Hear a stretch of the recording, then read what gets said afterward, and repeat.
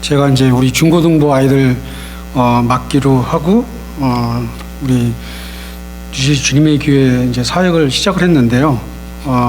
지금 윤 장로님 말씀대로 대학부 시절서부터 이제 윤 장로님을 제가 이제 전에서부터 잘 알고 윤 장로님이 뉴저지교회 이제 그 개척을 하시고 지목사님하고 했을 때 한 4, 5년 전에 그때 한번 제가 뒤에 와서 이제 설교를 듣고 또 지목사님 보고 그리고 또 이제 코비드 와중에는 제가 지민철 목사님을 자주 만나 뵀습니다. 왜냐면은 그 전에 사시던 그 집에서 그게 뒷뜰이 좀 넓고 그래가지고 거기서 이제 지 목사님하고 2시간, 3시간 동안 계속 대화를 하고 그러면서 그 제가 2022년도는 한 달에 한 번씩 주님의 교회를 오고 싶어하는 그 마음은 이제 제가 비쳤는데 그때 이제 우리 중고등부 아이들이 어느 집사님 가정에 이제 아이들이 둘이 있는데 걔네들이 여기서 태어나가지고 한국말이 이제 힘드니까 그래서 그럼 제가 매주 가겠습니다 하고 그래서 이제 작년 1월 달서부터 2022년 1월 달서부터 이제 제가 중고등부를 지금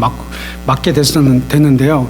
저는 솔직히 욕심으로 그 설교는 저는 자주 하고 싶어요. 근데 이게 그 조건이 또 제가 이제 제 아내하고 오면서도 저는 지 목사님의 설교를 너무나 좋아하기 때문에 제가 이제 그 계획을 지 목사님하고 어떻게 했냐면은 지 목사님의 그 설교 본문을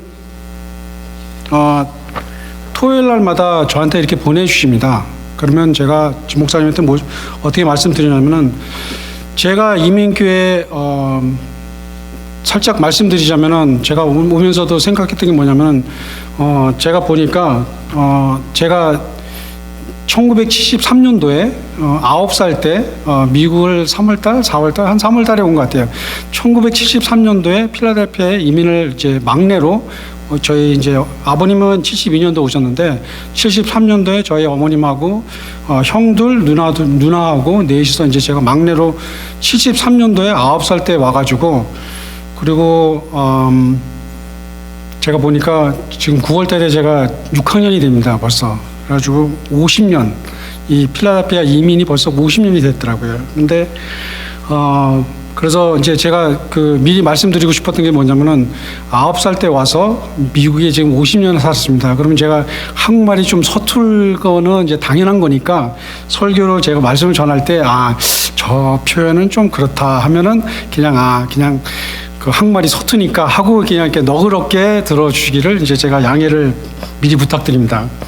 근데 제가 지 목사님한테 주일마다 제가 성경 공부는 따로 제가 중고등부 사역을 한 15년을 했습니다. 그래서 중고등부 사역은 제가 이제 어느 정도 한 20년 전에 무척 교만했어요. 그때도 무척 교만했는데 지금도 어느 정도 교만한 거는 따로 있겠지만 그때 이제 저는 중고등부 사역은 나보다 더 잘할 사람이 누가 있냐 이렇게까지 됐는데 제가 지 목사님한테 뭐라고 했냐면 지 목사님의 설교를 제가 너무나 좋고 그리고도 제가 원하는 게 뭐냐면은 이 가정 예배입니다. 그래서 저도 16년 전에 이제 제가 섬겼던 교회가 거기에는 이제 영어 예배. 제가 원래 영어가 한국말도 더 한국말보다 훨씬 더 영어가 더 편안합니다. 그래서 우리 자녀들하고 지금은 이제 손녀 둘, 손자 이제 조금 있으면 또 돌이 될 우리 손자 캐빈이 있는데 가정 예배, 같이 예배를 봐야 된다. 왜? 같이 예배를 보고 같이 말씀을 나누고 같이 말씀으로써 우리가 신앙생활을 같이 하고 그래야 부모님들께서도 자녀들에게 그 신앙에 도움이 되고 또 같이 나눌 수 있는. 그래서 제가 지 목사님한테 어떻게 말씀드리냐면 토요일마다 설교 원고 쓰십니까? 그러니까 지 목사님은 원고로 이렇게 설교를 하시기 때문에 토요일 날 그걸 저한테 주시면은 그걸 제가 우리 아이들하고 목사님 아이들은 아직도 한국말을 잘 읽습니다. 그래서 그 아이들이 한국말로 읽고 그러면 제가 영어로 그걸 이제 동시 통역 같이 이제 그런 식으로 우리가 성경 공부를 지난 1년 거의 2년을 했습니다. 그래서 제가 오면서 제 아내한테도 뭐라 그러냐면은 제가 또 이민 초기에 왔을 때 저희 아버님, 어머님 그리고 또 우리 가정이 섬겼던 교회가 있었는데 제가 요새 지난 한 1년 전서부터 그 목사님의 그 설교집이 한 23권이 있는데 그 설교집을 제가 요새 거의 하루에 하나씩을 읽고 있습니다. 그래서 그 설교집하고 우리 지민철 목사님의 설교를 이렇게 비교해 본다면 차이는 많이 있습니다. 달라요. 내용도 조금 차이가 있고 그런데 제가 아내한테 오면서도 무슨 말씀을 했냐면은, 무슨 말을 나눴냐면은, 저는 지 목사님의 설교 원고를 읽으면서 가끔가다 눈물이 납니다. 왜냐하면 설교의 이 원고를 읽으면서, 아, 목사님이 설교를 하실 때, 그리고 또 이 내용은 이런 내용이구나. 왜냐하면 제가 토요일날 이걸 받으면서 토요일날 저녁 때 주로 한 번 읽고 주일날 또 한 번 읽고 그리고 또 이제 프린트아웃 해가지고 아이들하고 읽고 나누면서 설교를 씁니다. 근데 제가 아는 거는요, 그래요.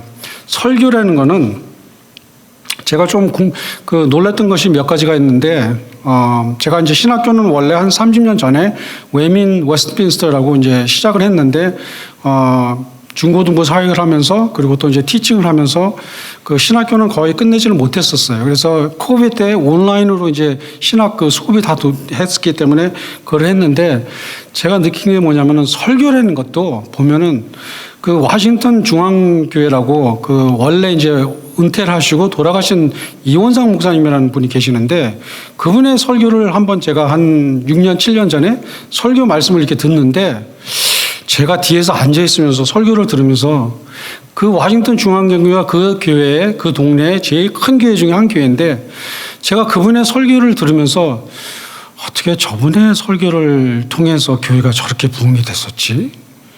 했는데 알고 보니까 그분의 설교가 그렇게 대단한 것이 아니고, 근데 그분은 그 관계, 교인들과 그리고 또 장로님들과 집사님들과 교인들과의 관계가 너무나 좋아서 그분들이 설교가 조금 부족하고 약해도 그분의 인품 그리고 인격을 통해서 교회가 부흥이 됐다, 이런 게 있더라고요.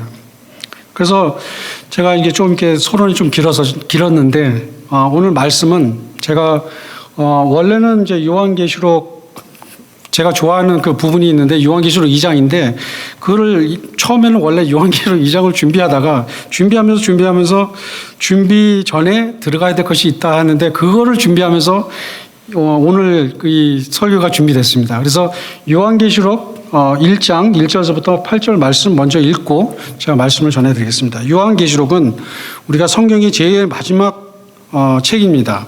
그래서 요한계시록 1장 마지막 1장 1절에서부터 8절에 보시면은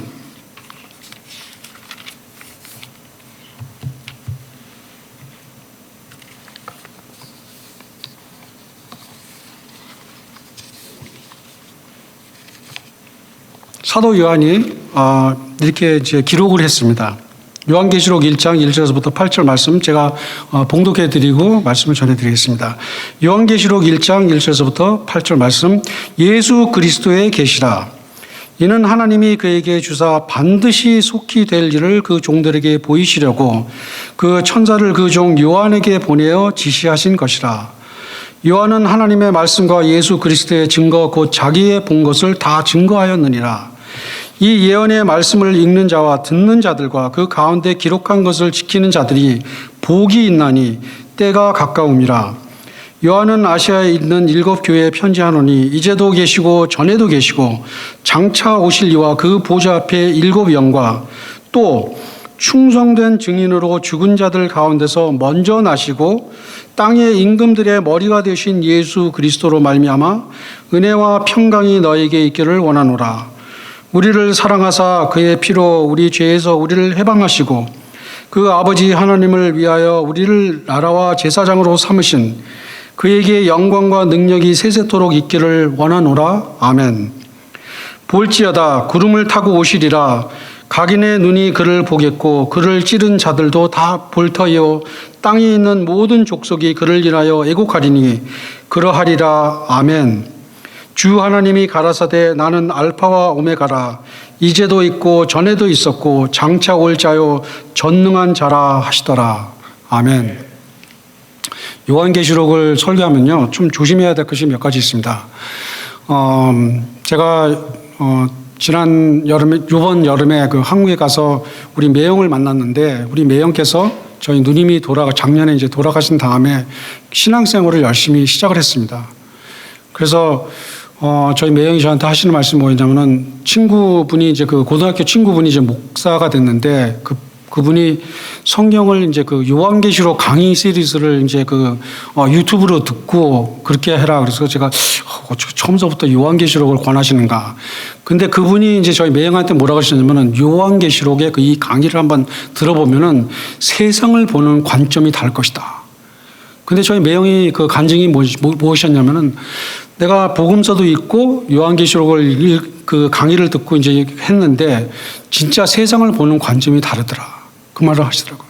근데 여러분들도 아시다시피 요한계시록을 좀 이렇게 논의가 너무나 깊고 너무나 많기 때문에 그 요한계시록은 좀 조심스럽게 우리가 보고 읽어야 되는 부분은 저도 이제 미리 말씀을 드립니다. 그 부분이 무엇이냐면은 이제 이 요한계시록 4장서부터 20장까지는 그 내용이 어떻게 해석하느냐에 따라서 이게 차이가 너무나 많기 때문에 지금 신학교, 신학자들, 목사님들 차이도 이 논의가 너무나 깊고 따라 있기 때문에 또 한쪽으로 치우치다 보면은 그러잖아요. 한국에는 본인이 하나님이다, 본인이 예수님이다, 예수님은 언제 오실 것이다, 재림이 내일이다, 미국에도 어떤 큰 기독교 방송이 예수님이 2019년도인가 2018년도에 오신다고 그래가지고 거기에 몇천 명, 몇만 명들이 재산을 다 팔고 그리고 주님이 오신 날을 기다려가지고 그 기독교 방송은 지금 망했습니다. 그 목사님도 망했지만 그런 이제 이렇게 문제가 있기 때문에 우리가 요한계시록 하면 참 그거로 볼 수 있겠지만 근데 요한계시록 1장, 2장, 3장 그리고 21장, 22장은 무척 그렇게 해석이 그렇게 힘든 부분들이 없습니다. 그래서 그거는 제가 권하고 그런데 요한계시록에 제가 또 참 좋아하는 것 중에 하나가 뭐냐면은 요한계시록이 마지막 책이잖아요. 사도 요한한테 여기 이제 우리 본문을 보시면은 그 종 요한에게 보내어 지시하신 것이라 그 천사를 보내면서 이 내용을 써라. 그래서 이 내용을 사도 요한이 이제 우리가 성경 내용을 보면은 사도 요한이 이제 마지막 나이가 제일 오래 이제 살았던 사도로 우리가 또 이제 알고 있고 그리고 또 이제 그 섬에 이렇게 쫓겨난 상태였습니다. 그러니까 이게 마지막 일이 무엇이냐? 그래서 여기에 우리 본문에도 보면은 그렇죠. 몇 가지 이제도 계시고 전에도 계시고 장차 오시리와 그리고 알파와 오메가라 이제도 있고 전에도 있고 장차 올 자요. 그러니까 이게 미래에 대해서 이제 많이 이것을 우리에게 주신 것인데 이것이 계시고 그리고 또 이것을 듣고 기록한 것을 지키는 자들에게는 복이 있다 그럽니다. 그러니까 우리가 이것을 듣고 읽고 내용을 연구하면서 우리가 복을 받을 수가 있습니다.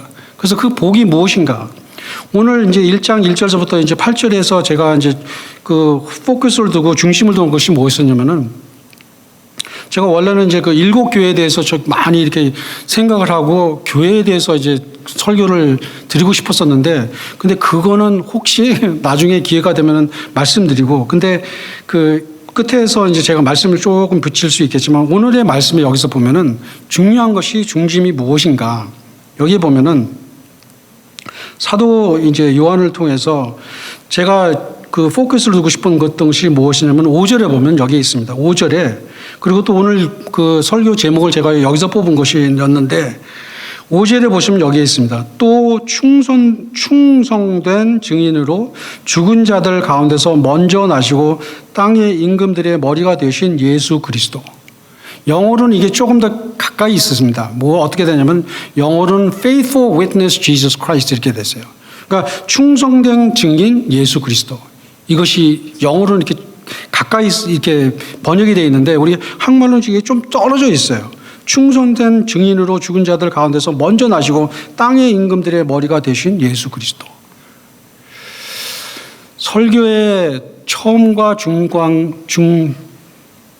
중간, 그리고 끝이 우리가 복음적인 말씀과 복음적인 설교가 되려면은 예수 그리스도입니다. 여러분들이 오늘 끝나고 이 장로가 나이가 9살 때 와가지고 한국말을 잘하더라. 그것도 고마운 말이지만 더 좋은 것은 오늘 말씀을 통해서 요한계시록을 통해서 내가 예수 그리스도를 조금 더 깊이 깨닫고 알고 나의 부족함, 나의 죄인이라는 것을 또 발견하고 깨달음으로써 회개를 하게 되더라. 예수 그리스도를 더욱더 사랑하게 되더라. 이게 설교의 중심이에요. 그래서 제가 아까 미리 말씀드린 것 같이 뭐였냐면은 제가 우리 김인철 목사님의 설교를 참 원고를 계속 매주 읽으면서 거기에 그 중심이 딱 그거에 있어요.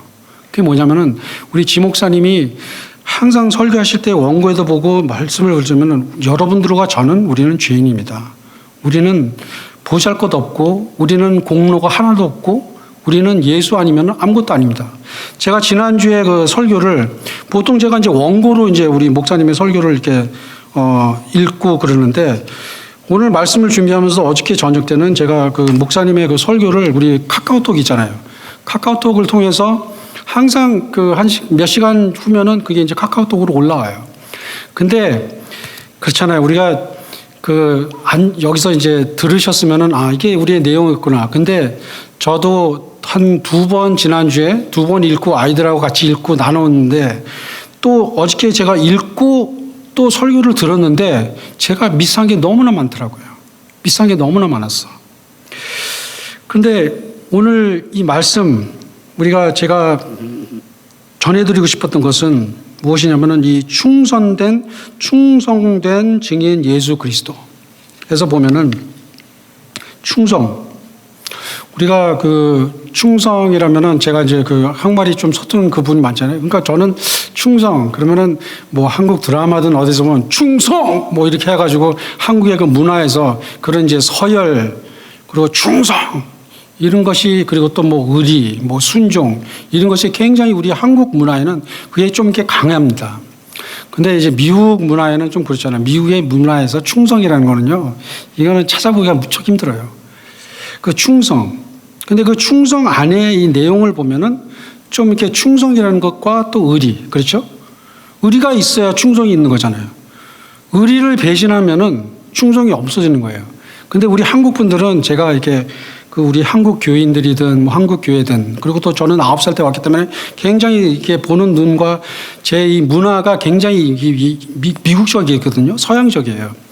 그럼 저는 이제 우리 한국 교회 좀 비판적인 것 중에 하나는 뭐냐면은 우리 한국 분들은 앞에서는 충성 뭐 이런 거를 잘하는데 뒤에서는 알아서 그냥 딴짓을 해요. 그렇죠?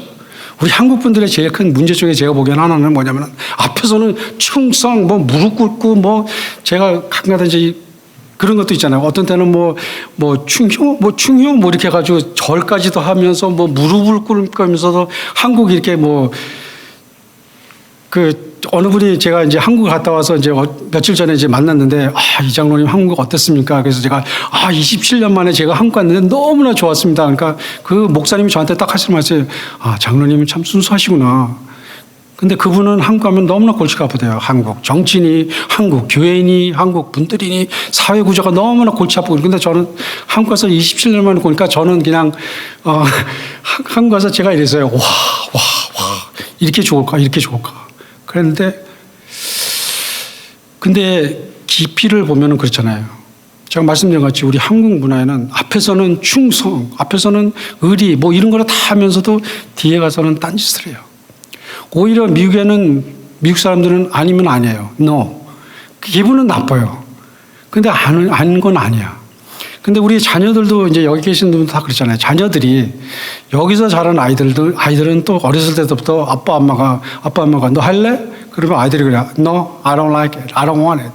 그러면은 그냥 그 한국 부모님들의 그 기대가 제가 보기에는 그래요. 우리 한국 부모님들의 그 기대는 그냥 뒤에 가서 딴짓해도 내 앞에서는 그냥 예스만 하면 되는 거야.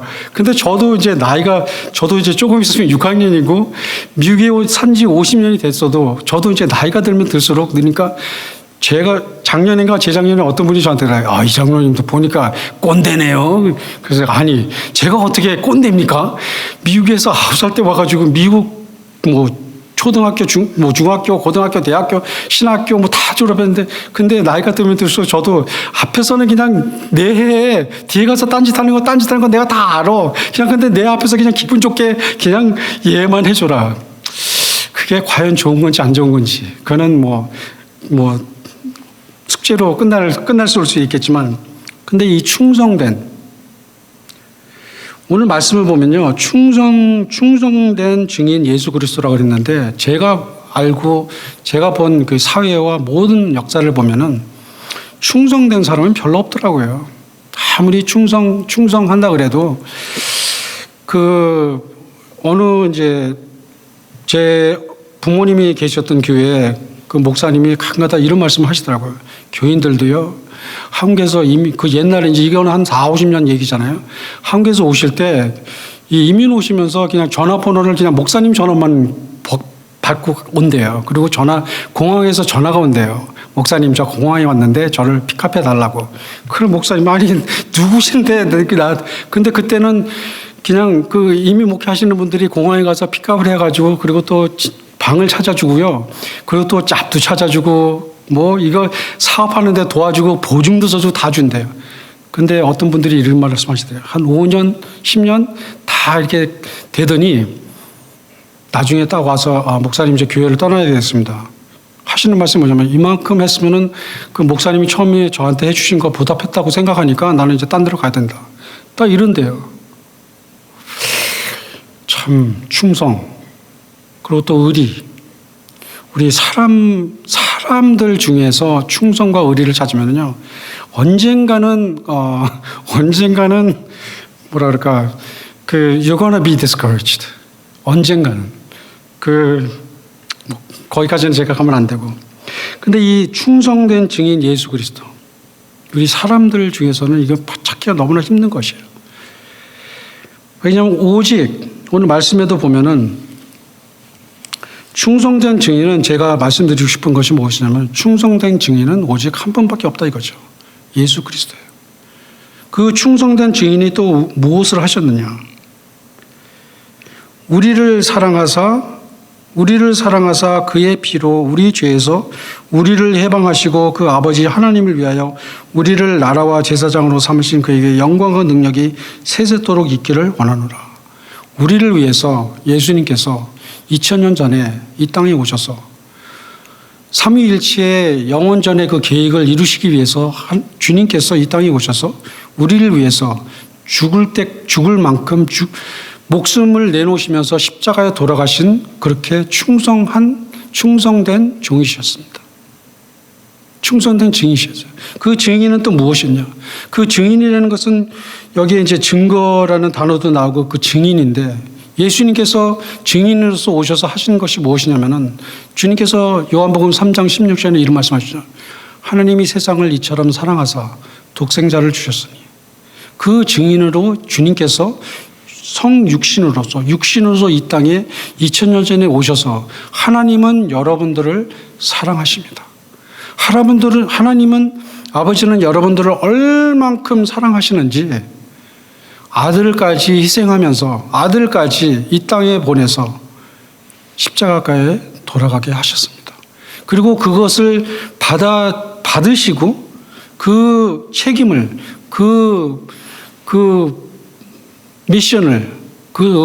미션을 이루신 것이 예수 그리스도입니다.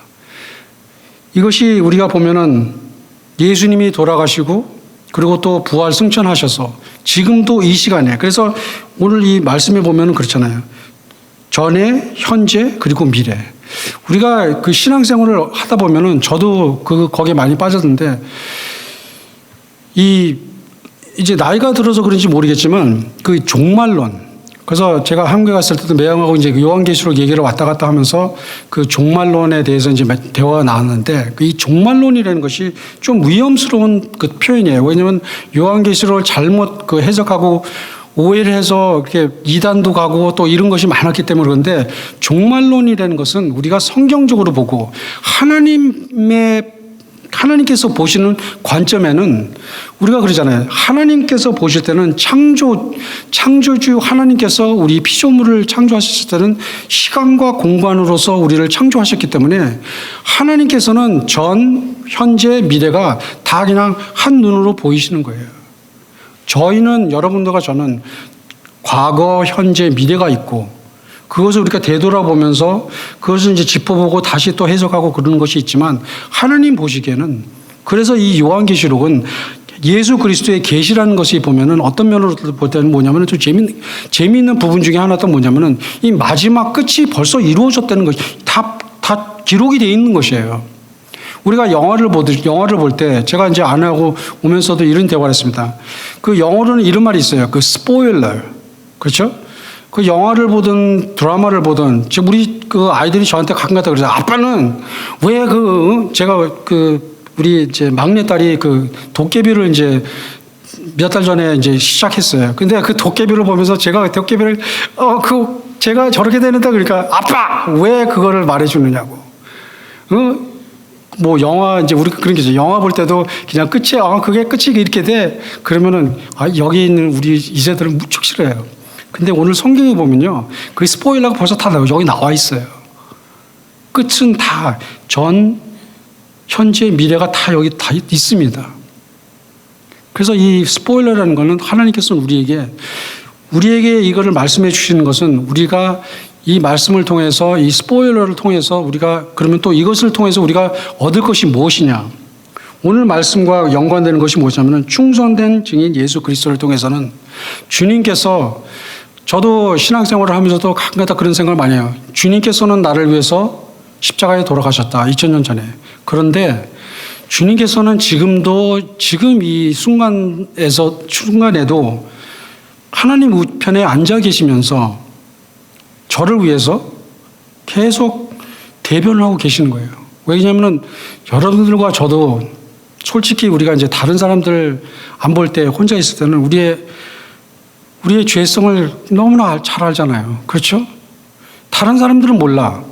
그리고 또 이제 저도 이렇게 나이가 들면 들수록 느끼는 게 뭐냐면 그렇죠. 우리가 아이들이 이제 저도 이제 아이들을 셋 키웠고 이제 뭐 손녀들은 이제 뭐 손자하고 이제 뭐 우리 큰딸 사위에 이제 못 키지만 우리 아이들이 어렸을 때 그리고 또 제가 학교에서 가르치잖아요. 그러면 아이들이 너 왜 거짓말하니 그러면 애들이 어떻게 알았어요?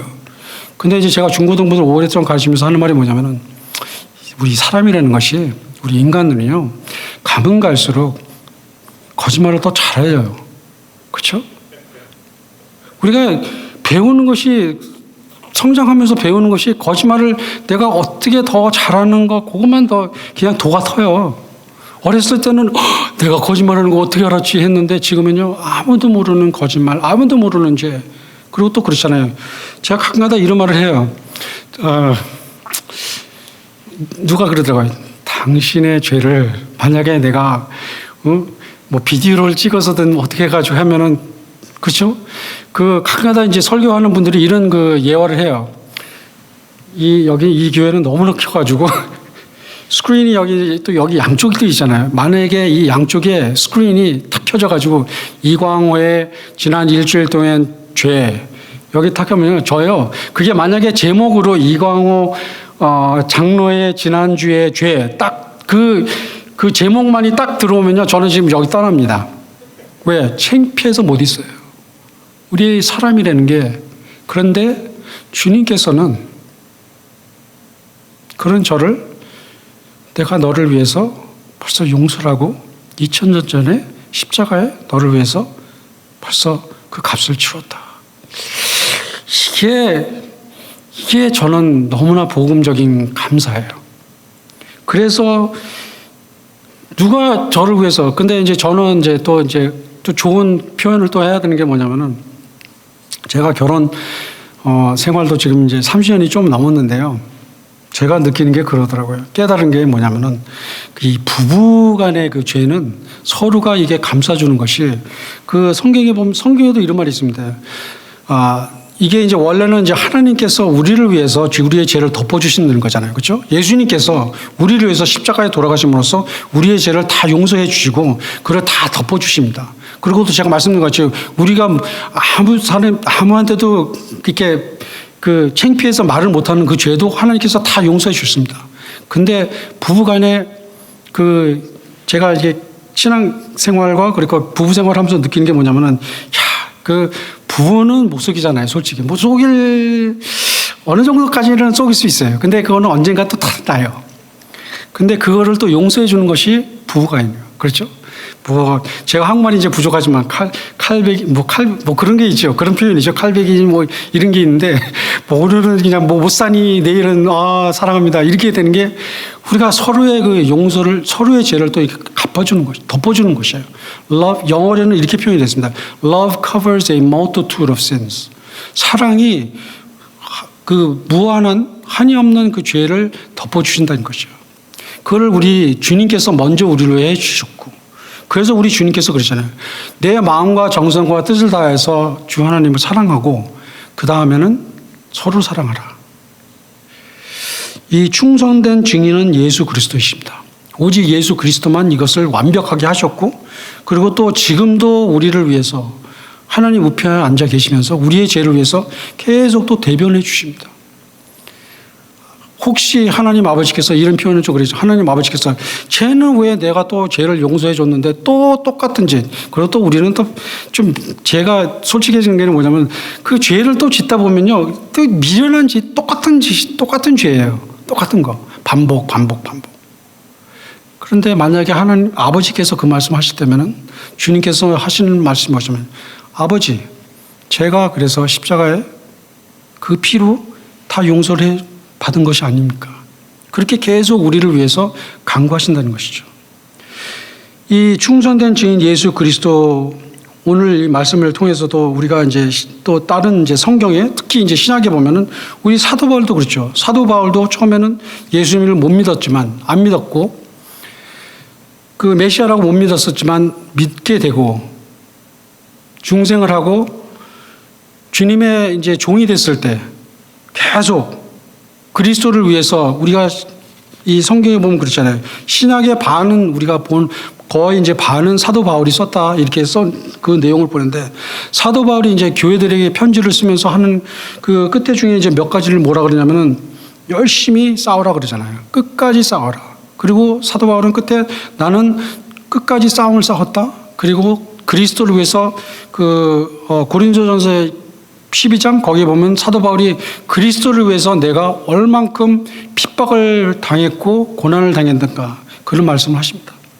그리고 또 사도 바울 외에도 그 11 제자들이 우리가 그 기독교 역사를 보면요. 그 베드로도 이제 십자가에 그 죽음을 당했다 그러는데 그 이제 전설에 보면 어떻게 써 있냐면은 그 사도 베드로는 하는 말이 나는 십자가에 죽을 너무나 이렇게 I'm not qualified. 나는 그런 자격이 없다 해서 거꾸로 그렇게 이제 우리가 전설을 하는데 모든 제자들도 보면은 주님을 위해서 예수님을 만났고 예수님을 알기 때문에 예수님의 그 십자가의 그 사랑과 용서, 은혜를 깨달았기 때문에 그리스도를 위해서 예수님을 위해서 목숨까지 내놓습니다. 그리고도 지난 2000년 동안 교회 역사에 교회사를 보면은 교회사의 우여곡절 그런 표현으로 이제 업앤다운이 많았었지만 그분들이 그래도 충성을 했기 때문에 우리가 이제 좀 더 가까이 오면 우리 한국 교회도 100년 전에 저도 이제 제가 이제 대학부 때 신앙생활 했을 때도 우리 목사님이 항상 저희한테 강조했던 거 뭐냐면 한국 교회의 참 자랑스러운 것 중에 하나가 뭐냐면은 우리 한국 교회 참 우리 세상 자랑과 다른 것이 무엇이냐면은 지금 뭐 한국이 뭐 물질적인 뭐 이런 게 됐다는 뭐 그거는 뭐 또 다른 문제지만 우리 한국 교회의 제일 그 뿌리 중에 아름다운 역사 중에 하나가 뭐냐면은 우리 한국 교회에 순교자들이 그렇게 있었다는 것입니다. 순교가 어떻게 자랑이 됩니까? 그렇지만 신앙에서는 주님께서 나를 위해서 십자가에 돌아가시고 주님께서 나를 위해서 죽었기 때문에 나도 죽은 주님을 위해서 죽는 것도 죽겠다는 것이 그것이 자랑거리입니다. 우리 한국 교회는 그런 자랑거리가 있어요. 100년 전에 일제시대 때 핍박을 받고 그리고 또 매를 맞고 목숨까지 내놓은 우리 순교자들이 계십니다. 그분들의 신앙의 뿌리로 그분들의 신앙 때문에 우리 한국교회도 부흥이 되고 그 신앙이 계속